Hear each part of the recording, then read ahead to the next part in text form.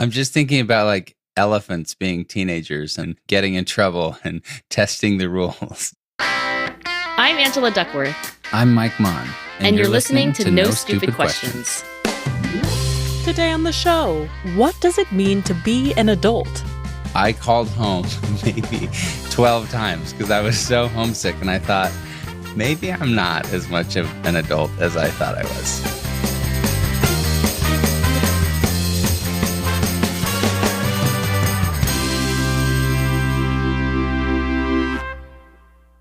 Angela, we have a fascinating question today about adulthood. Adulting or adulthood? Well, adulthood, I think, Okay. But I think they're tied together. And I don't know that I'm good at adulting. I don't know how you are at adulting, but it's kind of forced upon us at a certain age. It is. So here's the question. Who decided, and when was it decided, that the age of 18 years old is considered an adult? Why hasn't this evolved with our understanding of human brain development? Thank you so much for considering my question, Allison. Oh, so nice, Allison. Yeah, I think this is a great question. My favorite is like, who decided? Like, who are you to tell me that 18 is an adult?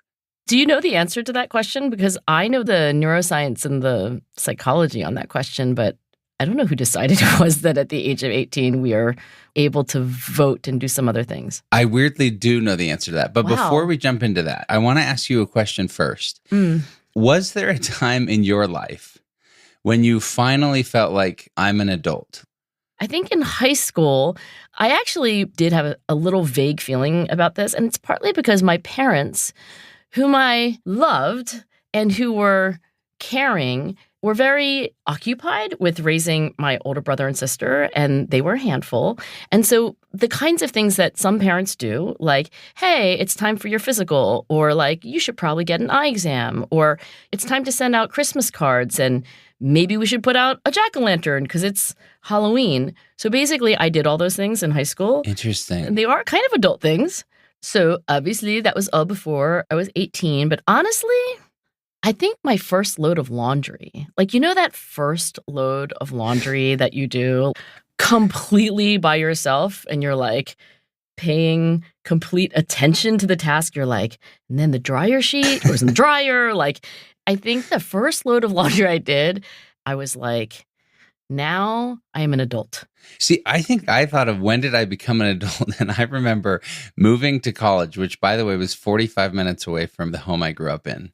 And I thought, I am an adult now. I'm moving out. I'm on my own. And those first 2 weeks, I called home maybe 12 times because I was so homesick. And I thought, maybe I'm not as much of an adult as I thought I was. Did you drive yourself? Your parents didn't drop you off? No, and that is so funny because it's become a conversation in my family. My parents were always just like, "Okay, good luck." My friend Dave Smith and I packed my family's Suburban. I took half the Suburban. He took half the Suburban for all of our stuff. And we listened to Billy Joel's Moving Out. And I thought I was an adult, but then I realized that maybe I still need my mom and dad. Well, I absolutely cried when my parents dropped me off.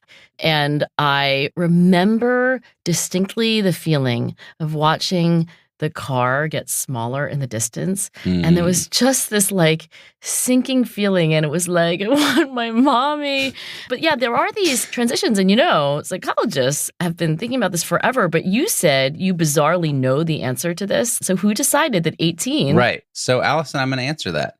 First of all, there's this thing called age of majority, which is different than what's called the legal age of license. So the age of majority is when you are legally considered an adult and fully responsible for your own actions. So that's 18. Most places now view the age of majority, or age of adulthood, if you will, as 18. Now, there are a few states in the United States, Alabama and Nebraska, for example, say the age of majority is 19. Mississippi says the age of majority is 21. That does not mean, however, that you can't vote or any of those things. That's federal, right? Right. And so legal age of license, which is slightly different, that's when, for example, you can participate in certain activities like drinking alcohol. What's interesting is the historical fluctuations. And the age of majority fluctuated over time between being the mid-teens and mid-20s for what's adulthood. So if we go back to the Romans, because everything goes back to the Romans. At least over here in this part of the world, go on, yes. The Romans in the early days considered 15 for males. They said that's when they have obtained the intellectual capacities required to exercise full citizenship, manage their affairs, become parents, and the heads of families themselves. Now, for anyone who's met a 15-year-old, God bless the 15-year-old Romans. Okay, wait, I need to interrupt you very briefly and say it's possible that 15-year-olds back then were not the same as 15-year-olds now. Yes, 100% true. But basically, this is because they were correlating adulthood with puberty. And the onset of puberty roughly was 15 for males back then. What's interesting, though, is that they still didn't trust these 15-year-olds completely. So they would place them under temporary guardianship of adults who are known as curators. And the curators would validate any formal action that the 15-year-old took until they reached the age of 25. So it was kind of this like balance between you're an adult at 15, but you're a supervised adult for 10 years. Okay, so this is the historical origin of 18. So it started off as 15. But then it changes. Right. As the nature of warfare changes, we start to think of adults differently. Hop with me for a minute over to England. So in the Middle Ages, think about all the weight of defensive armor. And so the age of eligibility for knighthood turns into age 21, because that was when they felt like you could be an actual warrior. Like you were strong enough. Right. And so they change it to 21 if you're in the military. But the age of adulthood stayed about 14 or 15 if you were an agricultural status. So I should just say, for centuries, the tradition spread widely because of the role that the English played. 21 became that age of adulthood in much of the world. But it was, once again, war that changed it in the US to 18 because we didn't have enough people that were entering the military. So in 1942, Congress lowered the age of conscription into the military from 21 to 18. And then that led to the 26th Amendment in the United States, where it was like, hey, look, if you can send me into war at 18, then I want to be able to vote at 18. So voting followed the draft. Yes, because it was like, look, if you can send me into war, I should be able to vote for who my leaders are. Right. And then kind of everything flowed from there, that 18 became the age. And it's so interesting that so much of it comes down to warfare, not psychology, not brain development, not maturity, but warfare. So in the kind of like, well, who decided? It sounds like there are political, I guess you could say pragmatic, but definitely political forces that say 15, 18, 21. Okay, back to 18. Well, 21 for this, 18 for that, right? Or if you're on the farm, then we need you to be an adult earlier, versus if you're out there fighting a battle, we're going to call it something different. Well, the thing you said about there are two bright lines. You said there's an age of majority, which is kind of a confusing expression, except for when you think of children and teenagers as being minors. Right. I guess that's why it's called the age of majority. You are Yes. no longer a minor. But then there is the blah, blah, blah, blah, blah about license. What was that phrase? The legal age of license. Somehow like that phrase sounded like so long to me, but okay, again, legal age of license. So that being a different bright line, that's a different demarcation for adulthood, at least in terms of our laws. So that one you said was like drinking, for example. And Yeah, and they can match up or they might not. So for example, if you look at some of the history, when Prohibition ended in 1933, most states set the drinking age to 21, which at the time also equated to the voting age. That continued until, again, we talked about this. you needed soldiers, you had a draft. Yeah, that's when we moved the voting age to 18 with the constitutional amendment. A bunch of states in turn lowered the drinking age to 18. But then in 1984, President Reagan comes in and he says, look, you need to raise the drinking age because of drinking and driving became this massive national problem, especially on kids who hadn't quite developed the brain function, et cetera. So he basically strong arms all of Congress to pass this National Minimum Drinking Age Act, where he said that if states don't raise the drinking age from 18 to 21, then he would cut funding for their federal highway funds. So he forced all these states to raise the drinking age to 21.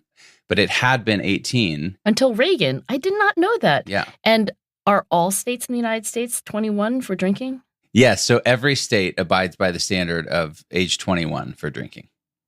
Okay, so here's what I want to say about the age of majority and the legal age of license. So when you're a child, you're a child. And when you're an adult, you're an adult. And I guess different societies have made the bright line differently. But there's also this stage that is in between childhood and adulthood. I think every society would agree that it's not childhood to adulthood, it's childhood to adolescence to adulthood. One of my favorite adolescent psychologists is Larry Steinberg, and he is one of the world experts on this transitional stage, right? Mm-hmm. I think one thing Larry would want everyone to know is that all mammals have adolescence. It's a phase that is biological, and it is this transition sexually. So, the hormones change, you develop the ability to reproduce, and during that stage, you actually also engage in a bunch of behaviors that are true across mammals. And I find this fascinating because there is a kind of teenage phase, even for like mice and rats. I'm just thinking about like elephants being teenagers and like getting in trouble and testing the rules. Right. I think what's so funny is that during this stage, adolescent mammals do like stupid ass things, like risk-taking, sensation-seeking behaviors. And so one of the things that Larry has thought hard about as a prominent adolescent psychologist is, when should these bright lines be made? And he's smart enough to understand that no policymaker can handle it shouldn't be, you need to have bright lines. He kind of understands that even though there's complexity, you cannot govern a society where for this, it's 16 and a half, except for this person hasn't reached this milestone. I mean, he gets it. Right. That's what's so tricky, because the development of individuals is not uniform. But to your point, from a policymaking standpoint, you can't have just a mushy middle forever. So we have to draw these lines. So he has these two lines as well. So he wrote this article in 2019, so not that long ago, with a postdoc named Grace Eisnogel. And it's entitled Using Developmental Science to Distinguish Adolescents and Adults Under the Law. Mm. And, he summarizes decades of research, including the neuroscience on brain development. And he says, look, we need two lines. Here's one line. And this line comes earlier. By age 16, Larry wants to argue, and I would agree with him, it's at that age that our capacity to reason logically is actually fully mature. At 16? At 16. Now, by the way, you can point to these 16-year-olds and you're like, seriously? Yeah. But he makes this distinction. He said, it's in cool decision-making context. In other words, not emotional, not peer-pressured. But if you actually give 16-year-olds logic puzzles and reasoning puzzles, they are just as good, if not better, honestly, than many of their older family members. For example, voting, thinking about the upcoming election when obviously our voting rules are not going to change. Right. I think Larry would argue that 16-year-olds should be fully capable of reasoning in a cool context. Now, you might not argue that this election is a cool context, but I think this is what he means. And cool not meaning fun, popular. Cool as in non-emotional. Oh, yes. Not Stanley Cups and Adidas Sambas, but cool as in not emotionally hot. Right. He says it's a different thing when you're asked to make decisions in a hot context. That's one that there's time pressure, there's peer pressure, and there's something emotional, say you're angry. That's actually where teenagers get in trouble. Teenagers actually do not get into trouble in pencil and paper hypothetical scenarios. They do not make stupid decisions. But when they're with their friends and they're in these emotional anger-inducing or embarrassment-inducing or, and also, I mentioned this thrill-seeking and sensation-seeking. Right. Whenever I talk to undergraduates, I sound like that old person, but I do tell them, I'm if you can get through this period of time, as you move into your mid-20s, the urge to do those stupid-ass things, it just fades. This one kid in my class was so Dr. Duckworth, do you mean this? When I was a kid, well, not that long ago, actually, I guess I was in high school, there was a steep hill near my house, and I would ride my bike to the top of the hill, and then I would go down as fast as I could with no brakes, right through an intersection. Oh my gosh. Again and again, because it was fun. And he was like, and Dr. Duckworth, I kind of think that's crazy now. Like, I would never do that. And I'm like, yeah, that's what I mean. So here's this distinction, though, that it sounds like you're making is this kind of cold decision making. In other words, like the rational, thoughtful, analytical, logical. And then there's the hot, and the hot takes a lot longer to master, if ever. I don't know that any of us ever master this idea of peer pressure, frankly. I mean, I think we're maybe less susceptible to it. I think he wants to say 21. And by the way, he's not saying that like a miracle happens between 20 and 21 on that day. But again, he's a practical guy. So he was like, a society has to have laws, and the laws have to have round numbers, and you need that unambiguous separation. But the reason why he says 21 is very much informed by brain research. So like, basically, the prefrontal cortex, the part of your brain that sits right behind your forehead, it is the last to develop in evolution, and it's the last to mature in your life. And so for anybody who has young people in their lives, you should just know, like, this part of the brain continues maturing structurally and functionally well into your 20s. And there's some disagreement about exactly how long, but part of Larry's reasoning about age 21 is that part of your brain that is in charge of impulse suppression, task switching, working memory, all that stuff, that is the part of your brain that you absolutely need to be had on, high alert and in high functioning when you're in an emotional, hot decision-making context. And the other reason I know that Larry thinks about 21 is because when I told you about the sensation-seeking impulse, that is really strong throughout your teens, and it starts to fade. And so I think that's why Larry wants to say, and I'll quote him from his article, some of the legal situations that require mature self-regulatory capacities, driving, consuming alcohol, gambling, resisting impulses, these are the ones that a society should set a legal boundary that's possibly as old as 21. He also mentions 18, but it's not 16. I do know that Angela and I would love to hear your thoughts on what it means to be an adult. And when, if ever, did you start to feel like a grown-up? When, if ever. So record a voice memo in a quiet place with your mouth close to the phone and email it to nsq@freakonomics.com, and maybe we'll play it on a future episode of the show. Also, while being an adult is hard, sharing a podcast is simple. So if you like the show and want to support it, please do the responsible grown-up thing and tell your friends about it. You can also spread the word on social media or leave a review in your podcast app. Still to come on No Stupid Questions. Should the United States adopt a formal rite of passage into adulthood? I lost count, but I think at some point I had like 27 bar mitzvahs or bat mitzvahs in a year.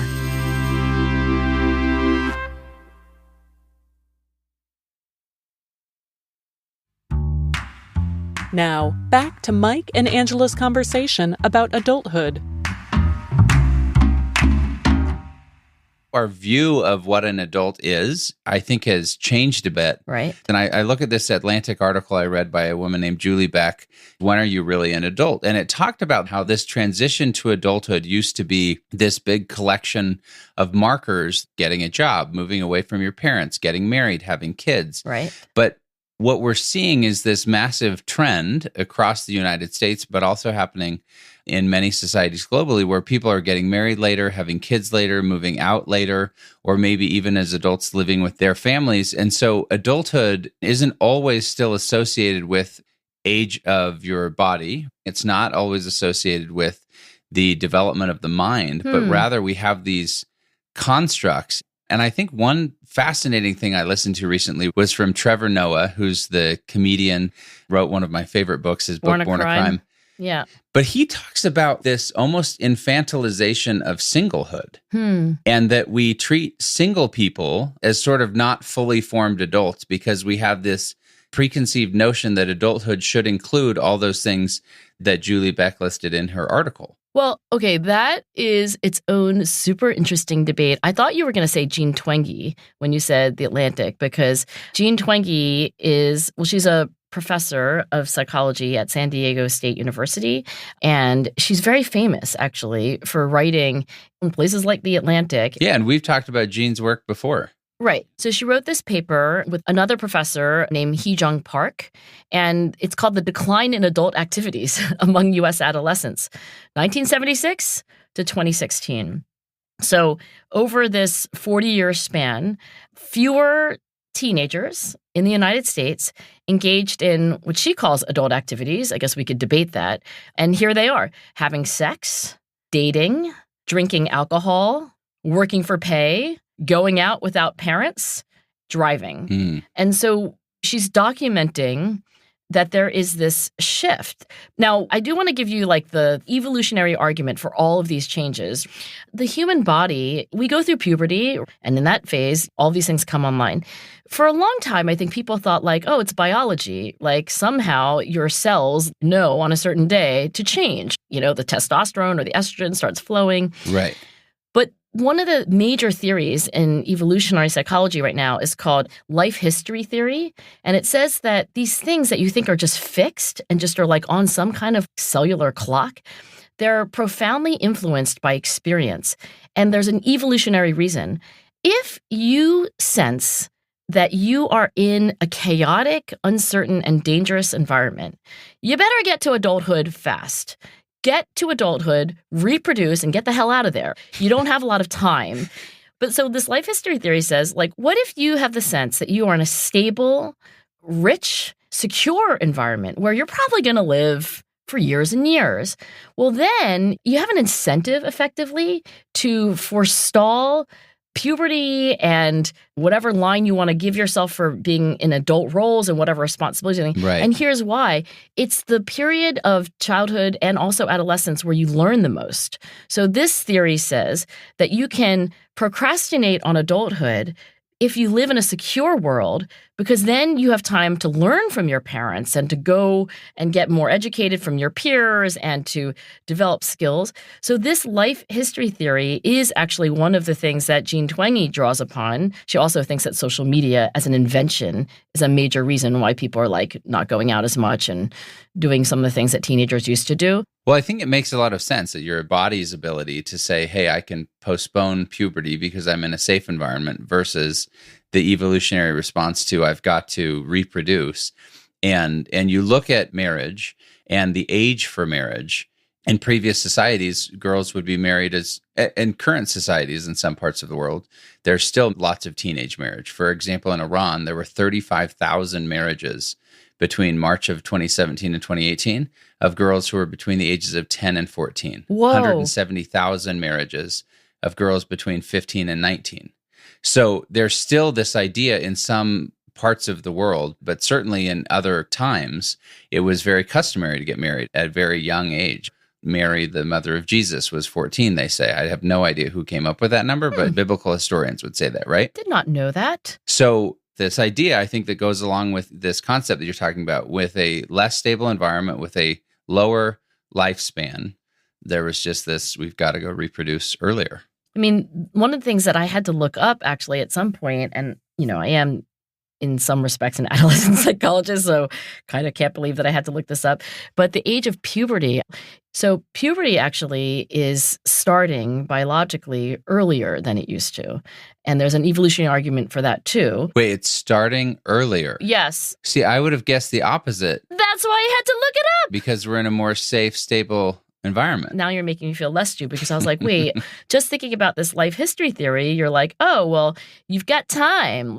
Isn't that why we're going into adulthood later? Like, there is some sense to that. So there's evidence from one of my very favorite neuroscientists. Her name is Alison Mackey, and she studies the developing brain.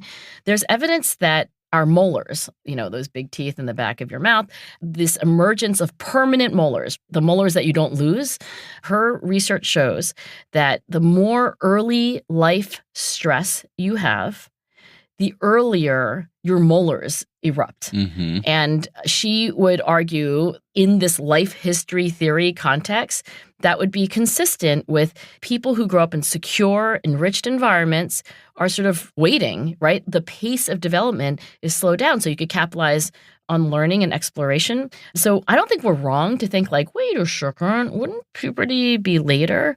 But here's the complexity of the human condition, Mike. Like other things are also true. And one of the reasons why puberty is a movable event and it's not pre-programmed into your cells, that it's like, okay, exactly on this day, is that other things also influence, including nutrition. So that's the big thing. So when an animal has enough food, and also you have to, as a female, predict that you can make it through pregnancy and then nurse this child. Anyway, we are consuming more calories, and we're consuming a lot more calories than we did in childhood than we used to. And so that is, I think, probably the biggest, I don't know, but I would just venture a guess that lots of things are going on. But one of the things that's going on is that we eat so much more. Just raw calories. Just raw calories. And so that makes the age of puberty go earlier. So it's complicated, but let's just put two facts together. If the age of adulthood is getting later and the age of puberty is getting earlier, then you have this extended adolescence. And some scientists would say, like, that is a historic event, that we have this adolescent period where you're not strictly a child, but you're not fully an adult. It really is an unprecedented phenomenon. And I don't know that any of us know yet the good or bad or ramifications of it. Right. Angela, I wanted to just bring up, as we close this conversation, a survey that was done by resumetemplates.com that got a lot of press. Oh, that sounds extremely verifiable. Resumetemplates.com. It shocked me. Okay, I'm going to hold my breath. Go on. They asked 1,400 Zoomers, which is kind of the Gen Z. They call them Zoomers. Oh, that's a thing? Okay. Zoomers. But they asked them a bunch of questions about jobs and job interviews and resumes and stuff like that. And they found that 10% had had their parents write their resume. 16% of respondents said their parents had submitted job applications for them. But this was the number that shocked me most. 26% of Gen Z respondents said that at one point or another, they had brought a parent with them to a job interview. What? They brought their mom or dad to their job interview? I can't believe, is that possible? I would immediately invite both to politely exit the office and never come back. Now, maybe in fairness, they meant I got a ride. I don't know. Anyway, my point is this. That was a shocking stat to me. And sometimes in our prolonged adolescence, maybe we're doing it wrong if that's what we're doing. I mean, I have heard complaints, as a university professor, right? I teach, I guess you could call them adolescents between 18 and 22. Some scientists, by the way, want to argue for a new term because, if you've got this adolescent period that's so long, they're like, how about if we rebrand the part of this life course that's between 18 to 25. So think about like basically your college years and your first job. There's some people, most prominently Jeffrey Arnett, who's a professor of psychology at Clark University. He wants to rebrand that as emerging adulthood, or he wants to say that's like a distinct developmental period. At any rate, I teach these adolescents, or if you want, you can call them emerging adults.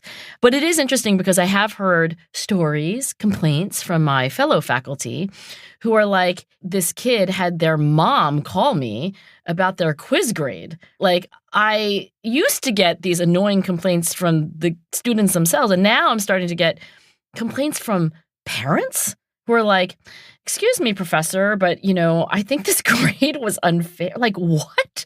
So it is interesting. That is mind-blowing. I take back interesting. Mind-blowing, horrifying, catastrophic. Yeah, interesting was the nicest way you could possibly say that. Yeah, I will say this. I grew up in this neighborhood where everybody had a bar mitzvah or a bat mitzvah other than me, because it was a highly Jewish area, and I lost count, but I think at some point I had like 27 bar mitzvahs or bat mitzvahs in like a year.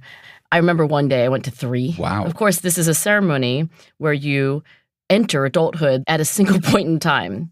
And it's not the only tradition where, you were a child and now you are not a child, you are an adult.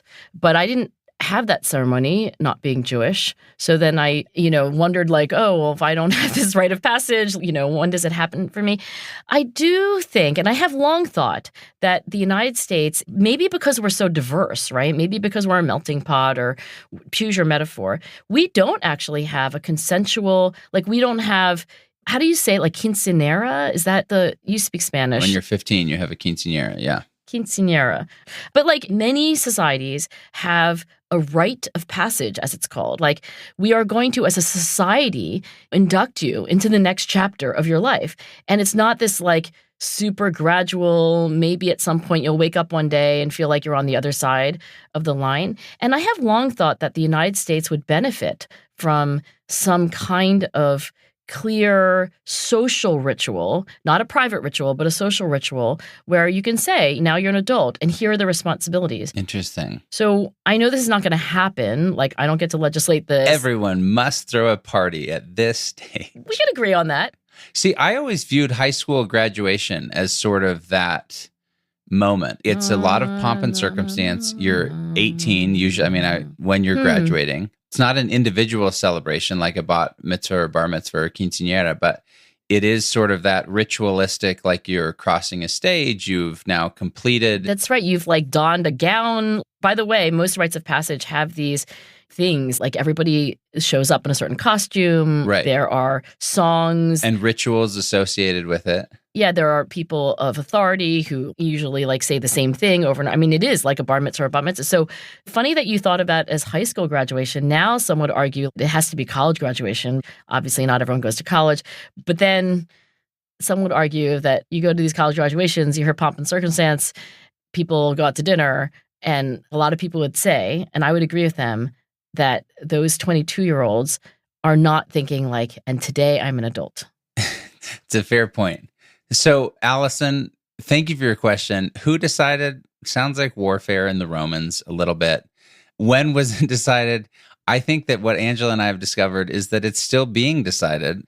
And thankfully, we have a lot more science and neuroscience and understanding of the brain nowadays. But I will just say, as my closing remark, if you ever want to really be considered an adult, don't ever bring your parent with you to a job interview. And it's never too early to start doing your own laundry. Coming up after the break, a fact check of today's episode and stories from our NSQ listeners.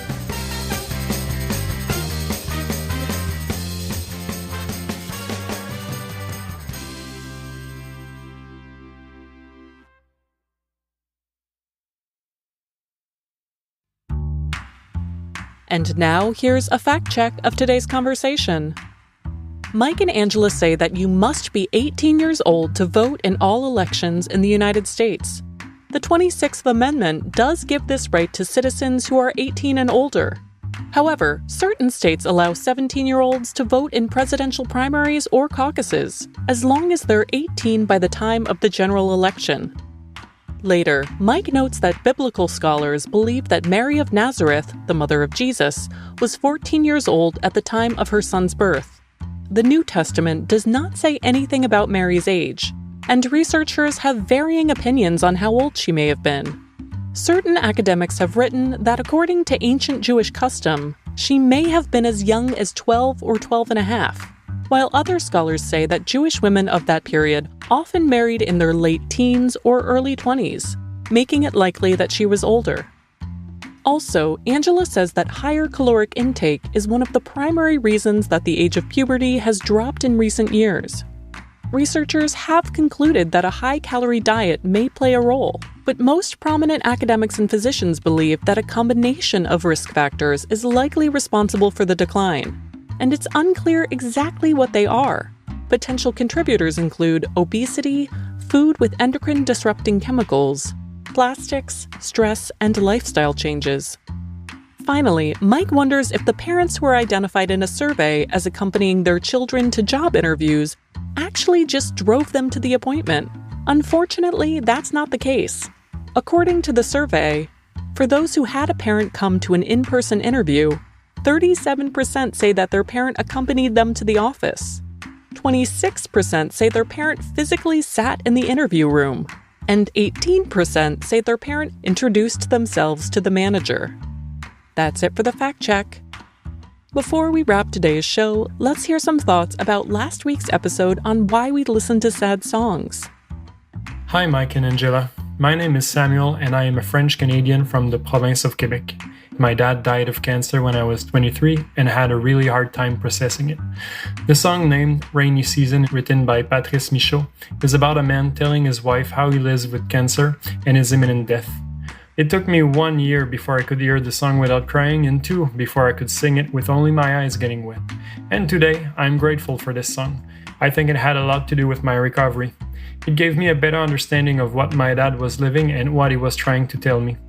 The song says, "Ce n'est plus vraiment mon corps. It's not my own body anymore." Words for words what my dad told me. It also reconnected me with myself, and today I love to sing this song. Hi, Mike and Angela. This is Maya from Kansas. About a year ago, my best friend and I were both going through some difficult times, and we made a playlist together that we both added to throughout that time, and it consisted of only heart-wrenching songs. It brought a lot of solace during that time, both in being able to listen to sad music and feel my feelings, but also to know that someone else was right there with me and that we were sharing those experiences together. And now, even though we are both doing much better, I look back at that playlist, and although the songs don't mean quite as much anymore in terms of their sadness level, it still means just as much to know that I had a dear, dear friend right there with me throughout all that time. Hi, Mike and Angela. It's Mitch here from the UK. I'm a music teacher, and I recently did a Master's in Music Education, during which I came across a phenomenon that might be interesting to this topic. It's called rhythmic entrainment, and it's the tendency of people to fall into alignment when they're moving together with a steady beat. So you talked a lot about how people might listen to songs to feel a sense of social connection through identifying with the lyrics. But rhythmic entrainment is really interesting because it is all about feeling a steady beat together. Our heart rates synchronize a little bit, our moods become aligned, and we feel a sense of social affiliation. So there's another way in which music can help us feel connected, even without words. That was, respectively, Samuel LaRocque, Maya Sabatini, and Mitch Mazzacco. Thanks to them and to everyone who shared their stories with us. And remember, we'd love to hear your thoughts on what it means to be an adult. Send a voice memo to nsq@freakonomics.com, and you might hear your voice on the show.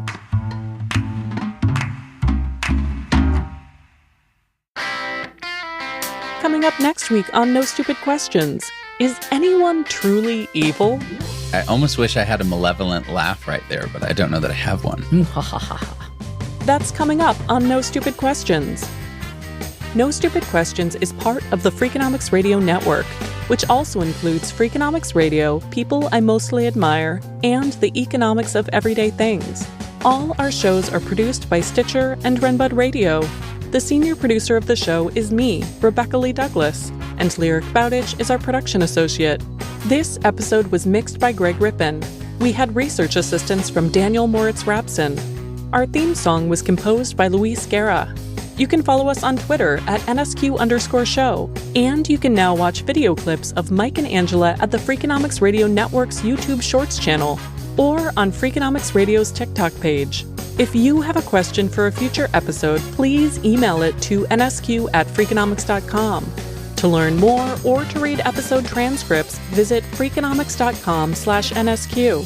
Thanks for listening.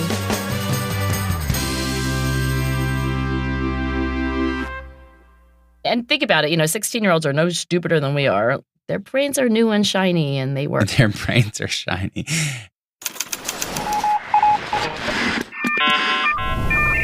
The Freakonomics Radio Network, the hidden side of everything. Stitcher.